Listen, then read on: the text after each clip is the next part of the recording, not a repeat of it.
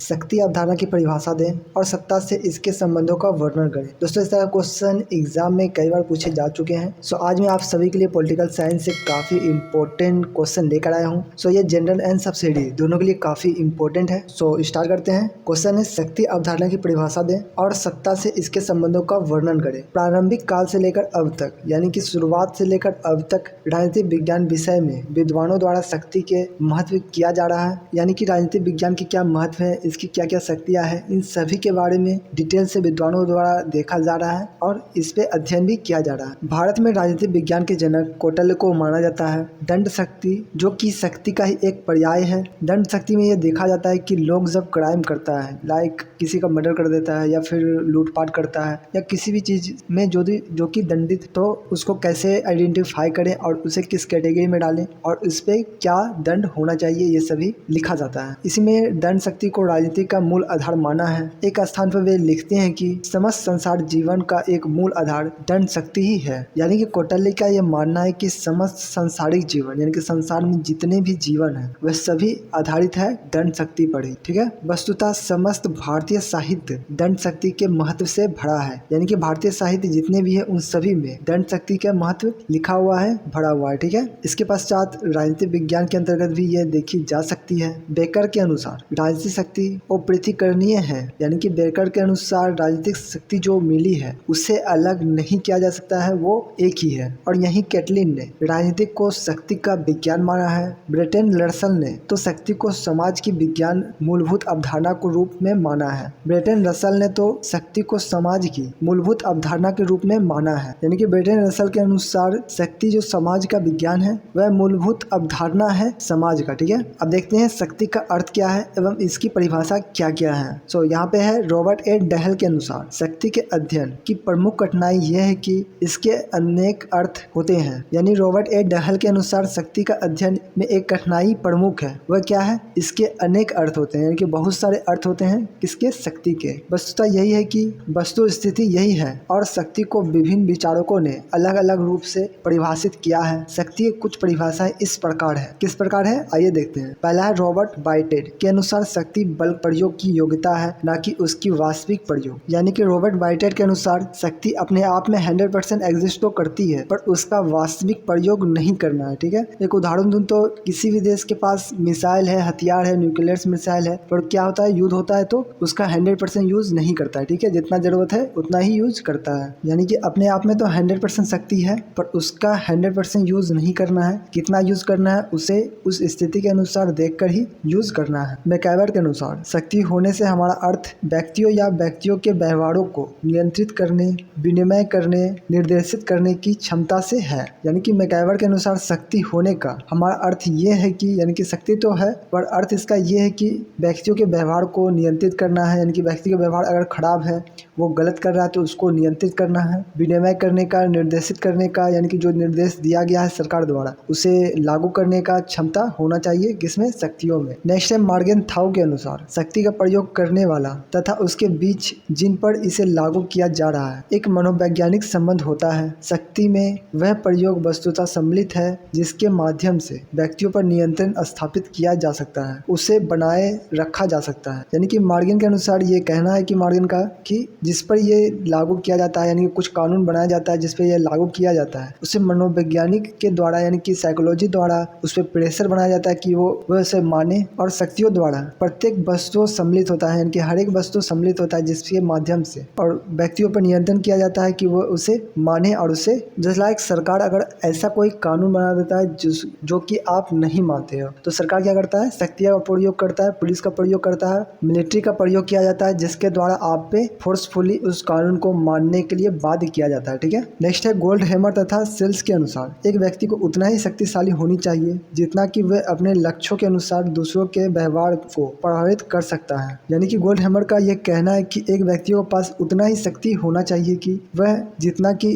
अपने लक्ष्यों को दूसरे के व्यवहारों को प्रभावित कर सकते हैं। यानी कि इसमें गोल्ड हैमर तथा सेल्स के अनुसार डायरेक्ट मैनिपुलेट्स की बात कर रहा है, यानी कि एक ऐसी शक्ति, यानी कि एक ऐसी पर्सन जो कि अगर कुछ बोल देता है कि ये करना है तो सभी लोग वो करना स्टार्ट कर देता है। ठीक है। वो करने लगता है। अगर मैं यहाँ पे उदाहरण दूं तो मोदी सरकार ने जब कोरोना के टाइम में ताली बजाने के लिए कहा था तो उस समय मोदी मोदी सरकार ने शक्तियों का प्रयोग नहीं किया था, लोगों ने खुद से बढ़ चढ़कर ताली और थाली बजाया था, ठीक है। तो उसने अपने बातों से दूसरे को व्यवहारों को प्रभावित किया था, ठीक है। ऐसा होना चाहिए। वास्तव में शक्ति मानव के जीवन की एक सरल तत्व होने के स्थान पर बहुत जटिल है। मैकावर के अनुसार एक बहुपक्षीय तत्व है। उदाहरण के लिए जब यह कहा जाता है कि प्रधानमंत्री की मंत्रिमंडल पर बहुत शक्तियां हैं, तो यह कथन पूर्णतया निरर्थक न होते हुए भी बहुत अधिक उपयोगी नहीं है। शक्ति का सही रूप जानने के लिए अनेक बातों का उल्लेख किया जाता है, यानी कि शक्ति का सही रूप क्या है उसको जानने के लिए बहुत सारे फैक्टर को देखा जाता है, बहुत सारी चीज़ों को देखा जाता है कि कौन बोल रहा है, कौन सा लोग है, किस ओहदे पे है, लोग उनकी बातों को कितना सीरियस लेते हैं, इन सभी को देखा जाता है। बहुत सारे फैक्टर है, उसके अनुसार उसके शक्तियों का मापदंड किया जाता है। उदाहरण के लिए प्रधानमंत्री की शक्ति का स्रोत, क्षेत्र एवं आधार क्या है। मंत्रिमंडल पर अपनी शक्ति का प्रयोग करने के लिए प्रधानमंत्री द्वारा कौन कौन से साधन अपनाए जाते हैं, मंत्रिमंडल पर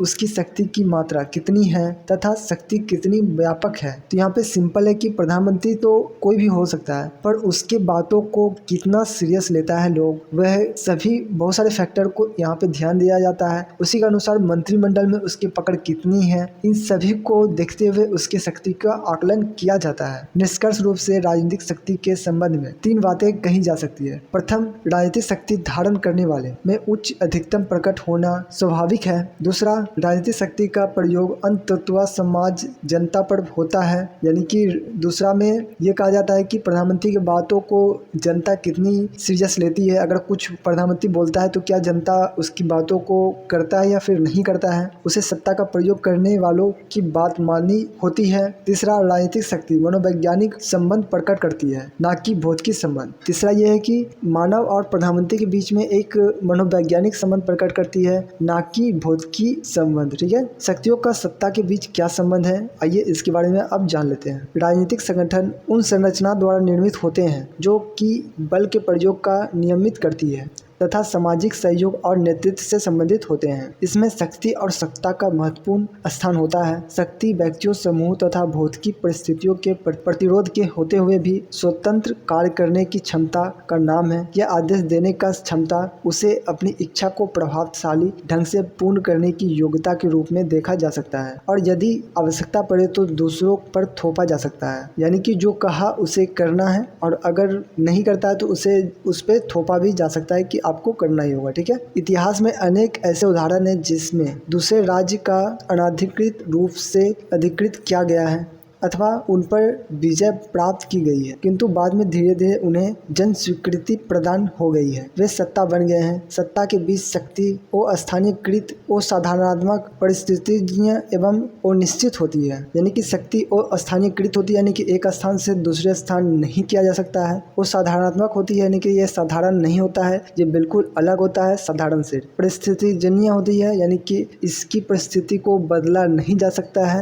एवं वो निश्चित होती है, यानी कि की निश्चितता कोई नहीं होती है, ठीक है, कि एक शक्ति है उसकी निश्चित इतना से इतना है, ऐसा कुछ नहीं होता है, ठीक है। सत्ता स्थानीयकृत होने के कारण अपने विषय क्षेत्र और प्रकृति से निश्चित होती है। उसके निर्देशों का बाध्यकारी मानकर पालन किया जाता है। सत्ता निश्चित, स्पष्ट तथा प्रकट होती है, इसलिए उसका विभिन्न स्तरों पर व्यक्तियों, संस्थाओं तथा समूह के प्रत्यायोजन किया जाता है। शक्ति में इस प्रकार की स्पष्ट एवं निश्चित का अभाव होता है। चार्ल्स ई मेरियम ने पॉलिटिकल पावर यानी कि शक्ति और सत्ता में कोई भेद नहीं किया है, लेकिन वास्तव में इस प्रकार के दृष्टिकोण उचित नहीं है, यानी कि सही नहीं है। शक्ति दमन का एक तंत्र है, यानी कि शक्ति के द्वारा किसी का भी दमन किया जाता है, कोई भी कानून जबरदस्ती लागू किया जाता है, किसके द्वारा? शक्ति के द्वारा, और इसका प्रभाव भौतिकी होती है। सत्ता सहमति एवं आधारित होती है और इसके साथ ही अधिक प्रभावदायक हो सकती है। अनेक राजनीतिक और सामाजिक संस्थाएं ऐसी होती है जो कि बहुत अधिक सत्ता का प्रयोग करती है, किंतु केवल सहमति पर आधारित होती है। शिक्षा, पत्रकार और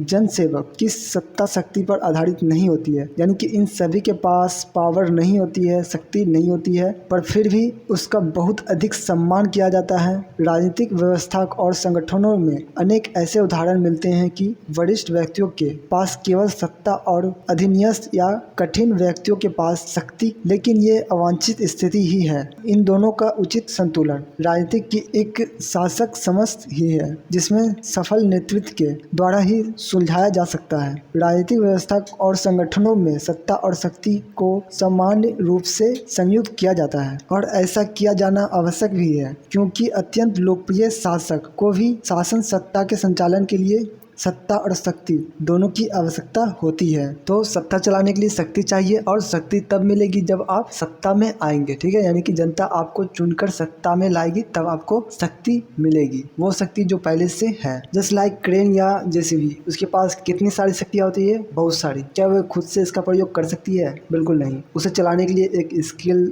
वर्कर चाहिए या फिर ड्राइवर चाहिए, ठीक है। तो ड्राइवर कौन है? सत्ताधारी। और शक्ति कौन है? जेसीबी या फिर क्रेन। तो शक्ति कौन है? मंत्रिमंडल, पुलिस, मिलिट्री फोर्स, ये सभी क्या है? शक्ति है। तो ये सभी खुद से वर्क नहीं कर सकती है। इन सभी को कमांड कहाँ से मिलता है? ऊपर से, यानी कि ड्राइवर से। ड्राइवर कौन है? जो सत्ता में है, ठीक है। तो यही है शक्ति और राजनीति का संबंध। तो आज के लिए इतना ही। उम्मीद आपको वीडियो पसंद आया होगा। पसंद आए प्लीज वीडियो को लाइक करना।